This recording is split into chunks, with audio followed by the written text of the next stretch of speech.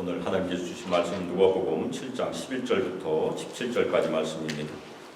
누가복음 7장 11절부터 11절 하나님의 말씀입니다.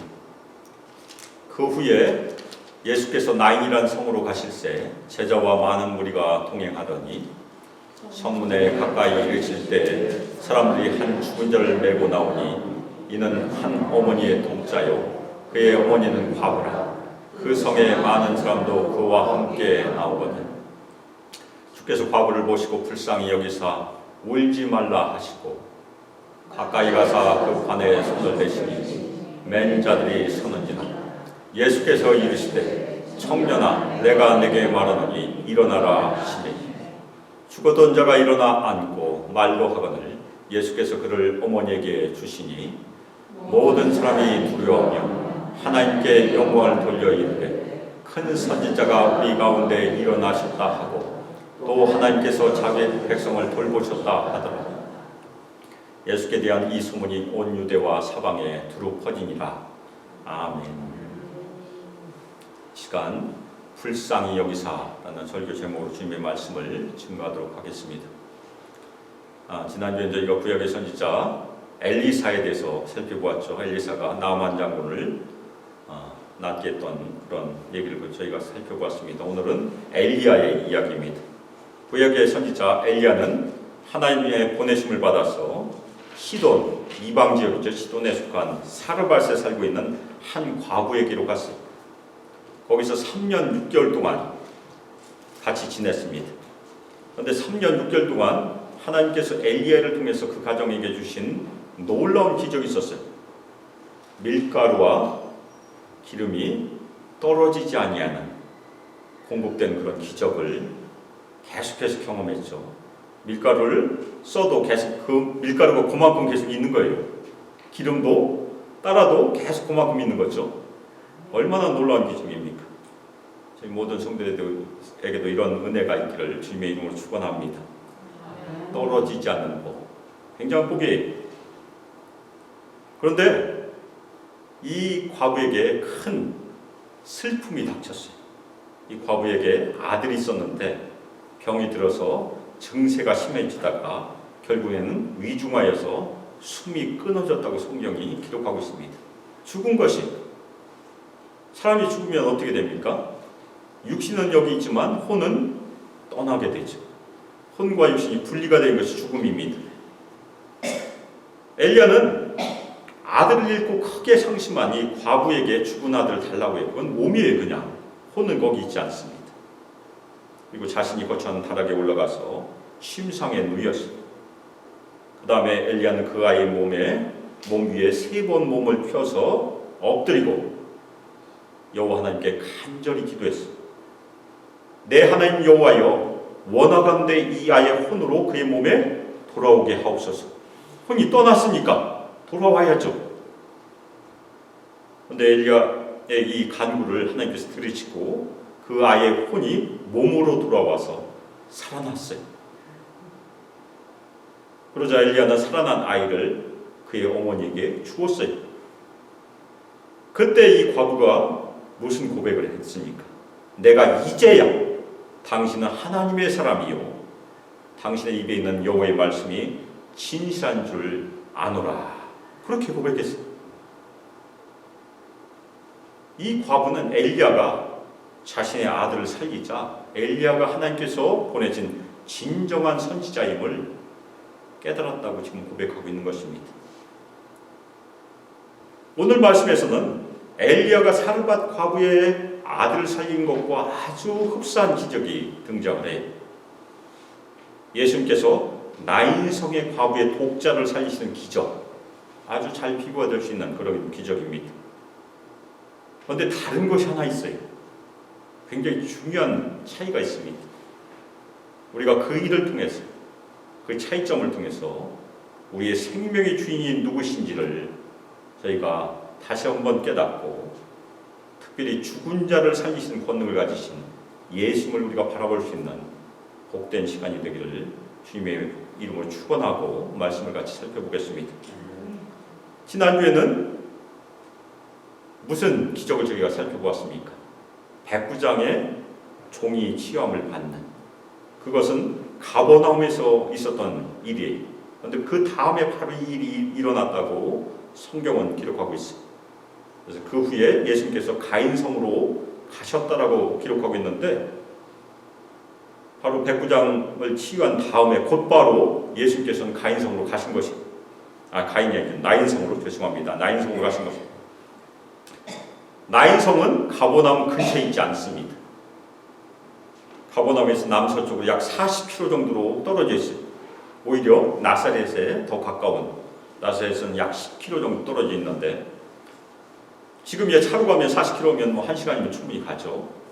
근데 예수님 당시에는 걸어가야 되니까 가버나움에서 나인성으로 가시는 그 길은 장정이 열심히 장정 걸어가면 한 10시간 걸리는 그런 거리예요. 하루 아니면 이틀 걸리는 그런 곳으로 예수님께서 가신 것입니다. 그러면 예수님께서는 왜 나인성에 가셨을까? 가버나움이 사역의 본거지인데 왜 가셨을까? 저희가 요한복음 4장에 가면 예수님께서 일부러 사마리아를 가시는 그런 일이 있었어요. 다른 길이 분명히 있었는데, 이 나인성이라는 기록은 성경에 딱 한 번밖에 나오지 않습니다. 그래서 바로 이 사건도 예수님께서 일부러 나인성에 가신 것으로 저희가 이해할 수 있어요. 예수님께서는 이미 아신 것이, 그 과부의 아들이 죽었다는 것을. 앞에서는 백부장의 종을, 질병에서 막 죽어가고 있는 종을 살리셨잖아요. 그런데 여기서는 이미 죽은 청년을 살려주시기 위해서 나인성으로 가신 것으로 저희가 이해할 수 있어요. 예수님께서는 하나님의 아들이시고 하나님과 동등된 분이시기 때문에 이미 다 아신 것이죠. 그 과부의 사정도 알고 다 알고 계셨기 때문에 직접 먼 거리를 걸어가셨다고 저희가 이해할 수 있습니다. 예수님께서는 제자들과 함께 갔어요. 제자들은 3년 동안 예수님과 동행하면서 예수님으로부터 많이 배워요. 그래서 저희가 사도행전에 보면 예수님께서 승천하신 이후에 예수님의 제자들도 예수님처럼 병자들을 고치시고, 그리고 베드로는 죽은 자도 살리는 그런 기적을 합니다. 그것이 다 예수님께 배운 것이. 그리고 여기 많은 무리가 동행해요. 이 많은 무리는 예루살렘까지 같이 동행하게 됩니다. 갈릴리에서 끝까지 마지막 일주를 보내는 예루살렘까지 동행을 하게 되는데, 바로 여기서 무리와 제자가 구별이 돼요. 저희가 누가복음에서는 이 무리와 제자가 굉장히 중요합니다. 제자는 온전히 자신을 다 내려놓고 예수님을 따르는 사람을 우리가 제자라고 하잖아요. 그런데 무리는 옆에서 지켜보고 있는 사람. 이 지켜보고 있는 사람은 오늘 말씀 가운데 있는 기적을 또 한 번 경험을 하게 돼요. 이 무리는 예수님을 바라보고 예수님께서 행하신 기적을 경험하고 제자로 바뀔 수 있는 그런 도전을 받는 시간이 된다는 얘기예요. 예수님께서 마지막으로 십자가에서 죽으실 때까지, 물론 그것이 끝이 아니죠. 예수님께서 승천하신 이후에 예수님의 제자들로부터 역시 부활하신 예수님을 증거하는 또 메시지를 듣게 돼요. 이 많은 무리들 중에 많은 숫자가 베드로의 사역을 통해서 예수님께 돌아왔을 것이다. 그래서 이 무리를 우리가 무시하면 안 되는 것입니다. 우리 교회에서도 아니면 우리 주변에서도 약간 거리를 두고 확실하게 교회에 참여하지 않고 사는 분들이 꽤 있어요. 그렇죠? 그런데 그런 분들이 왜 중요하냐면 이런 예수님의 기적을 보고 또한 예수님의 말씀을 마음에 새기고 들어올 수 있는 기회가 늘 열려있기 때문에 중요한 것입니다. 그래서 우리는 늘 준비하고 있어야 돼요. 예수님께서 성문에 가까이 이르셨어요. 그런데 우리 개역개정이나 여러 성경 번역에는 빠진 아주 조그만 말이 있습니다. 아주 작은 단어인데 빠졌어요. 보라, 그런 말이 앞에서도 누가가 보라는 말을 했었는데 여기서 또 보라 그렇게 얘기합니다. 무엇인가 지금 놀라운 일이 막 일어날 것임을 누가가 얘기하고 있어. 예수님께서 성문 가까이 오셨고 그때 마침 어떤 행렬이 성에서 나오고 있습니까? 죽은 자를 메고 오는 장례 행렬이 오고 있었어요. 이것도 우연이 아니. 예수님께서 시간을 딱 맞춰서 오셨다는 얘기. 마침 거기서 만나시려고. 얼마나 놀라운 예수님의 역사입니까? 그런데 이 죽은 사람의 상태는 무엇입니까? 이미 생명, 영혼이 떠났어요. 죽은 몸만 남아서 지금 관에 담겨서 옮겨지고 있어요. 그런데 그 죽은 자는 그의 어머니의 독자요, 그의 어머니는 과부라고 누가 설명하고 있습니다. 이어서 나온 예수님의 말씀에 여기 이 죽은 자는 청년이에요. 청년이라는 것은 약 20대 정도 되겠죠. 그러니까 어머니의 나이도 제법 들은 그런 나이. 이 과부는 자신의 독자가 죽음으로 아주 큰 슬픔을 당하고 있는 것이. 왜 그렇습니까? 자신의 독자가 죽었기 때문에 더 이상 자신을 부양할 아들이 없다는 얘기. 보호할 자식이 사라지는 것이. 그래서 이 어머니 또한 아주 불쌍한 처지에 놓이게 되는 그런 얘기입니다. 그 장례 행렬에 많은 사람들이 따라 나왔어요. 아마도 이 죽은 자를 매장지로 옮겨가는 그런 사람들이라고 저희가 살펴볼 수 있습니다. 그런데 이 사람들이 이 어머니를 앞으로 보호할 사람이라고 저희가 이해할 필요는 없어요. 아마도 그 사람들은 장례를 마치면 홀로 남은 이 어머니를 언젠가는 잊게 될 것이. 어머니만 자식을 잃은 그 슬픔을 평생 가슴에 새길 것이고, 여기 나왔던 사람들은 언젠가는 곧 잊게 될 것입니다. 예수님께서 바로 그 슬픔의 장소에 오신 것이 절대 우연의 사건이 아니라는 것이, 예수님께서는 미리 아시고 오신 것입니다. 가버나움이 제법 거리가 떨어져 있는, 적어도 하루 이틀 가는 그 먼 거리에서 이 아들의 죽음을 보셨고, 이 어머니의 슬픔도 아셨고, 그래서 직접 걸어서 제자들과 함께 내려오신 것입니다. 누가는 주께서 그 어머니를 보셨다라고 기록하고 있는데, 여기서 주란 말이 쓰여집니다. 예수나 그분이라고 표현하지 않고 주라고 표현해. 왜 누가는 여기서 예수님을 주라고 칭하고 있을까?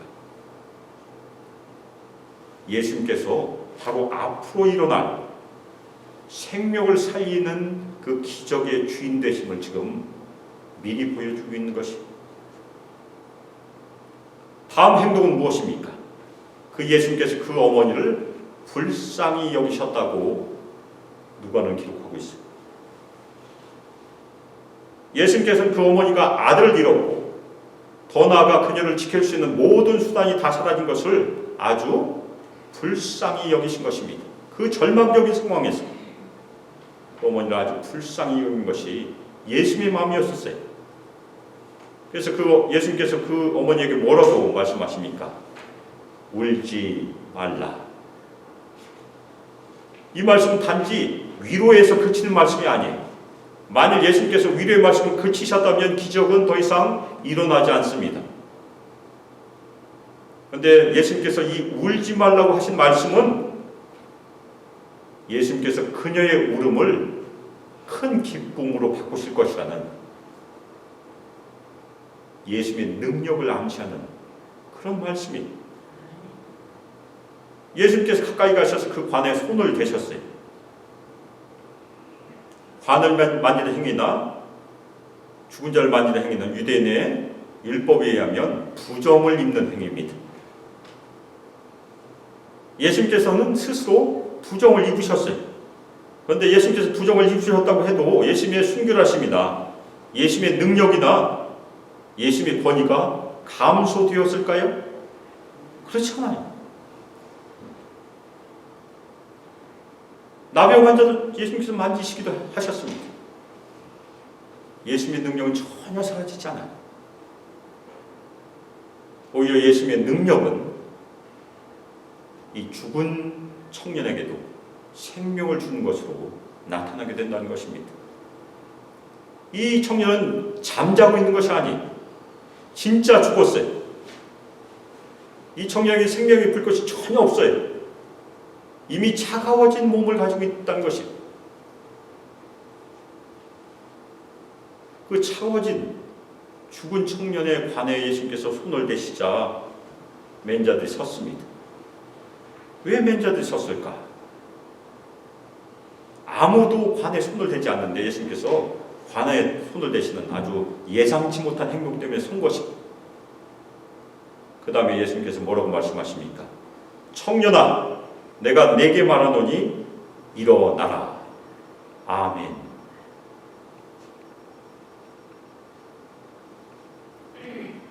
엘리야는 사르밧 과부의 죽은 아들을 살리기 위해서 어떻게 했습니까? 엘리야가 한 일, 간절히 기도했어요.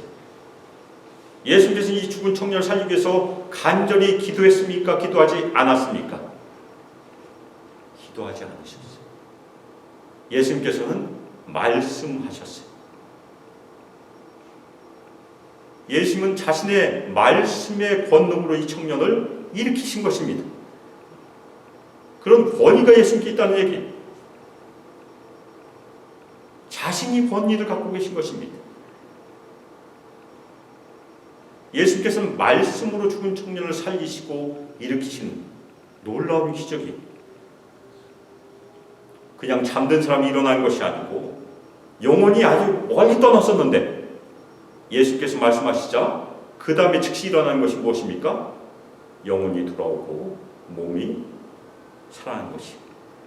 차가운 육신에 요즘 우리 현대의학을 저희가 잘 아니까 이미 심장도 멎었잖아요. 피도 돌지 않고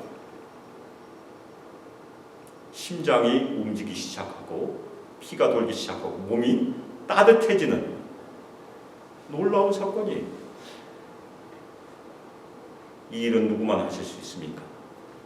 생명의 주인 되신 하나님만 하실 수 있는 그런 놀라운 기적이에요. 그래서 오늘 말씀은 우리에게 무엇을 말씀해 주고 있습니까? 예수님께서도 생명의 주인이시라는 것입니다. 주님께서 생명의 주인 되시기 때문에 생명을 살리시는 기적을 행하실 수 있었던 것입니다. 죽었던 청년이 드디어 일어나서 앉아 말을 하기 시작했다고 성경이 기록하는데 예수님께서 말씀하심으로 이 청년을 살리셨으니까 이 청년은 그 기적을 경험하고 말을 하기 시작했던 덩어리가 아니라는 얘기예요. 정상으로 다 돌아왔어요. 엘리야가 살아난 아들을 사르밧 과부에게 준 것처럼 예수님도 살아난 아들을 그의 어머니에게 다시 돌려주었어요. 똑같이 하셨습니다. 이 죽은 청년을 살렸어요. 그의 어머니에게 돌려준 것은 어떤 것과도 비교할 수 없는 너무나 좋은 그런 소식일 것입니다. 다른 거 다 줘도 아들과는 바꿀 수 없는 것이 아닙니까? 바로 죽음에 처해진 포로된 자를 자유케 하는 예수님의 기적의 능력을 보여준 놀라운 사건입니다. 그러면 엘리야의 기적과 예수님의 기적은 무슨 차이가 있습니까?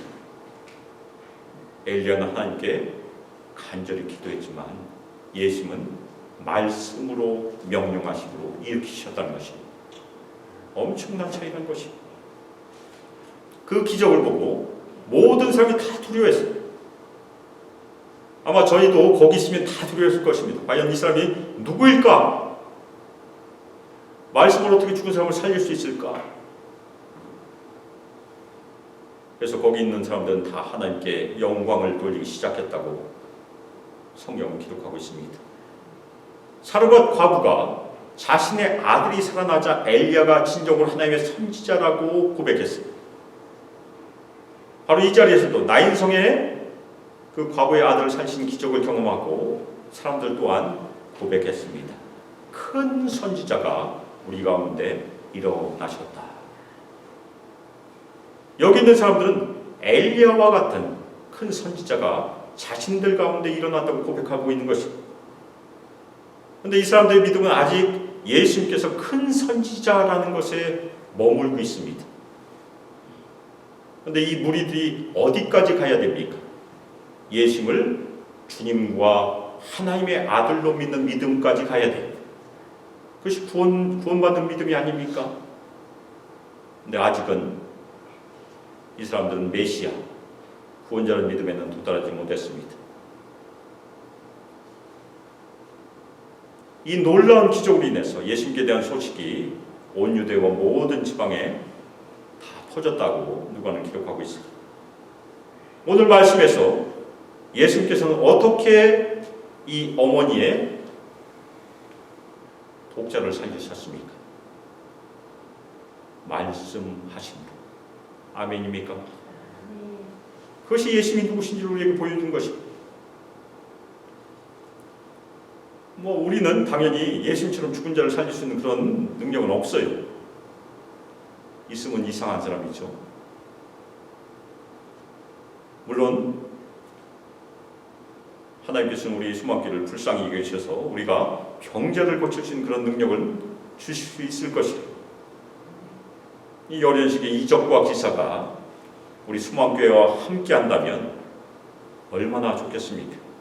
저희가 더 능력 있게 전도도 하고 선교도 할 수 있을 것이에요. 특히 저희가 1년에 한 번씩 원주민 선교를 갈 때 늘 간절한 마음이 그것이에요. 진짜 이적과 기사가 나타나면 얼마나 좋을까. 앞에서 무당이 여러 가지 얘기를 할 때 그 무당을 제압할 수 있는 그런 능력이 있으면 금방 복음이 전해질 텐데, 제가 거기서 진짜 무당을 만났어요. 무당. 조그만 나무로 된 우상도 갖고 와서 저보고 만져보라고 하고 그런 경험이 있었습니다. 그럴 때 진짜 이적과 기사가 나타나면 얼마나 좋을까. 그건 우리가 기도할 수 있는 것이. 그래서 특별히 이 어려운 시기에 우리 모든 성도들이 더 큰 은사를 사모하고 기도하시기를 주님의 이름으로 축원합니다. 하나님께서 우리 수막교를 사랑하셔서 더 큰 은사를 부어주시리라 믿습니다. 은사를 받는 가장 좋은 일은 기도하는 것이에요. 우리 수막교를 하나님께서 불쌍히 여겨주셔서 여러 가지 성령의 은사들을 풍성히 우리 수막교 모든 성도에게 부어주시기를 주님의 이름으로 축원합니다. 그런데 오늘 예수님의 기적 가운데 우리가 놓치지 말아야 될 중요한 포인트가 하나 더 있어요. 예수님께서 그 어머니의 아들을 고치실 때 가지신 마음입니다. 그 마음은 어떤 마음이었습니까? 불쌍히 여기는 마음. 우리가 불쌍히 여기다 하면 우리도 다 불쌍히 여기는 마음이 있으니까 별건 아닌 것처럼 생각할 수 있는데, 이 말, 불쌍히 여기다는 말은 신약성경에서 11번 쓰여졌습니다. 그런데 거의 대부분 예수님께만 쓰여졌어요. 비유에 2번 쓰여졌으니까 9번이 예수님께 쓰여진 말입니다. 유대인들은 가슴이, 우리는 보통 여기 있다고 생각하잖아요. 그 사람들 생각을 밑에서 해요. 내장에서. 우리하고 약간 다르죠. 그래서 여기서 불쌍히 여기다는 마음은 내장이 사랑과 동정으로 움직였다라고 하는 말입니다. 우리말에서도 애간장 탄다는 말이 아주 비슷할 것입니다. 예수님께서는 그런 마음을 지금 가지신 것입니다. 우리도 당연히 불쌍히 여긴 마음을 다 갖고 있습니다. 그것도 하나님께서 우리에게 주신 선물이기 때문에. 그런데 우리가 가지고 있는 불쌍히 여기는 마음은 제한적이에요.